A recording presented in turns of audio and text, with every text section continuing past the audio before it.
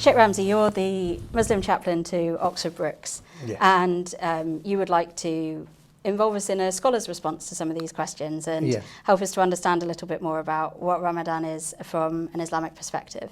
Yes, the month of Ramadan, of course, is the ninth month of the Islamic calendar.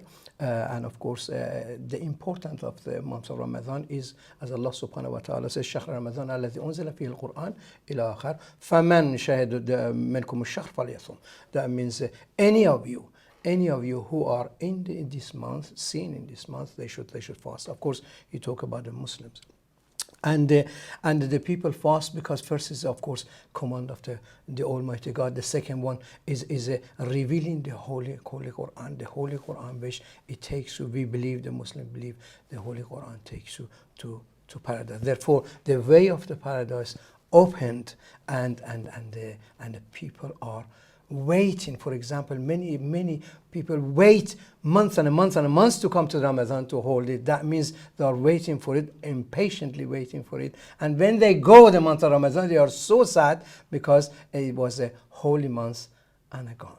And I believe, of course, this is a month which in the paradise, the days and a month is like this. And to you personally, as a human being and a Muslim, what's the most important part of Ramadan to you? Yes, of course, the most important part of Ramadan for me is again I was waiting to hold the fast and doing what the Almighty God commanded me and do what Almighty God says. Is many days in the month of Ramadan which you can, of course, you do pray more, you don't eat and drink, of course, because you sacrifice that one for the saint of the Almighty God. And after that you pray more, you pray in the tahajjud, long time of the prayer, and you be good to the people. That means it's not only your mouth is holding fast, that means you don't eat it. When you walk in, when you're talking to the people, has to be fasting. You don't, for example, be rude to the people. You are become the most kindest person in the month of Ramadan. I hope everybody can be the same all years, but of course in the month of Ramadan everybody become really holy, which is good, of course. Culturally, people will be familiar with the idea that everybody is just their best self in the new year of January or during Lent. So I think people can relate to that. That's absolutely, and of course, it is. Another thing is, of course, our culture, or they say you have to give a part of your earning to the people, and the Muslim get in that time very generous. That means it's good for all the mankind and the people to benefit from the month of Ramadan. As a non-Muslim, one of the questions that people ask us in the chaplaincy is it okay to eat and drink in front of their Muslim colleagues, in front of their Muslim friends during Ramadan? They can eat as much as they like. They can do front of the group. The man or the person, man or woman, who holding fast should not put the other one in the difficulty which they feel sad or feel bad. Oh, he's not eating, I'm eating. It is totally against the tradition and the soul of the month of Ramadan. You are fasting. You're fasting for yourself and for Almighty God. You don't need to say, excuse me, I'm fasting and you shouldn't eat in front of me. No. This is not, they can fast, they can eat, and you can fast. There is no problem. But if you say to them, oh, don't fast, this is wrong, totally wrong, and un-Islamic. Let them be if they want to fast. Maybe, yes, let them be as they are. And of course, sometimes you can encourage them, would you like to fast at some time? That's not bad things, of course, but but you do not say to them, or people should not be sad that or so embarrassed that we are eating and you are not. Perhaps a more sensitive question. If someone is expecting one of their Muslim friends to fast, they know that the new moon has been sighted, they're expecting Ramadan has started, they see one of their friends in the kitchen having a glass of water. As an imam, would you say that it's okay to ask if they're all right, what's going on? When you fast for the Almighty God. It is between you and Almighty God. Therefore, for example, I'm telling the people I'm fasting, but I'm not fasting, I'm behind. But I'm just drinking and say I'm fasting.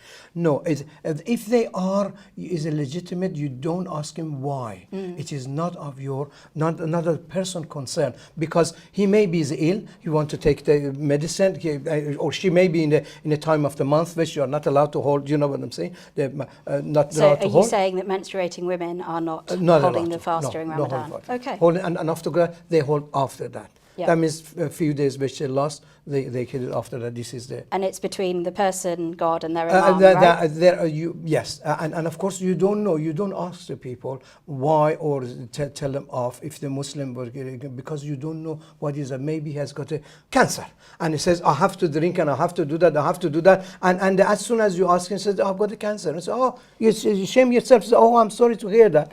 You know you should not ask, but of course because they have between them and God is that, and they have their reason. However, as an imam, you encourage for example, in the prayer, congregational prayer or Friday prayer, encourage the people to hold in it. As the imam say, but as a friend, you don't say it. Thank you. I think people will find that really reassuring and helpful. Pleasure. Thank you very much. And one last question. What would you most like us to know as student support, as colleagues of staff, and as academic advisors to students? What do we need to know as non-Muslims about Ramadan? They need, of course, many things is that, but one or two, of course, I can say to know they are holding fast. They are holding fast. You can sometimes encourage them. For example, you say, oh, I'm envy you. For example, I'm envy you. You're holding fast. I didn't fast. You're going to, for example, you're getting lots of reward from God. And these sort of things, for example, can be said to them. That's important to encourage them. For example, oh, that's good. That's good. I wish I could do it. You know, but you in general, and say, oh, you make you healthy. For example, you make you healthy. I wish I could do it. We should. Many things come into the conversation, but you cannot, for example, tell them, oh, I'm so sorry. Are you thirsty? Oh, I'm so sorry about that. Are you hungry? I'm so sorry about that. This is discourage them, and they should not say. But the best thing is say, I am with you. You know what I'm saying? I like you like that, and many non-Muslim hold with us because they like to do some things. They like to detox. You know what I'm saying? Is it detox? People holding fast to detox. He says, okay, I want to detox as well, and I get it. And many of them wish they come for the iftar. You know, the iftar, many non-Muslim and all coming to the mosque, coming to the friends and they're going iftar. They would like to hold it, even if it's a 2 or 3 hours, just holding it. And that is count because that's nice.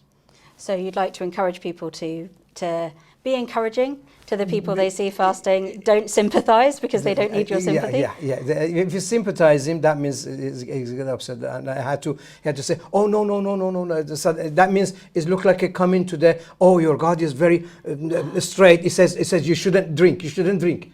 You understand? And that's just not coming right at all. Therefore, you can say, oh, I'm sure you're okay. I'm sure you can do. I'm sure you can. This is nothing I like. These are the way which they encourage the non-Muslim, can encourage the Muslim to hold their duty to Almighty God, and vice versa, of course. For the Muslim to say to Christian, when the time of Lent come in, Lent is there, and the time of Lent come in, and they are hungry, or are Jewish, which they hold 24 hours. I say, keep it because you're going to get the paradise. I saw the many Jewish which are very, very strict, is that which they hold, or Lent.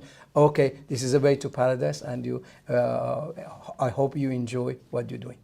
Thank you so much, Sheikh, for everything that Pleasure. you do for us. Thank you for Pleasure. being our imam. Pleasure. And I know that you would be available to any student or staff member Pleasure. who wanted to come to you with their religious questions about how to observe Ramadan or their anxieties about campus. So thank you very much. Thank you very much, and pleasure being the part of the university, Brookes University. Thank you.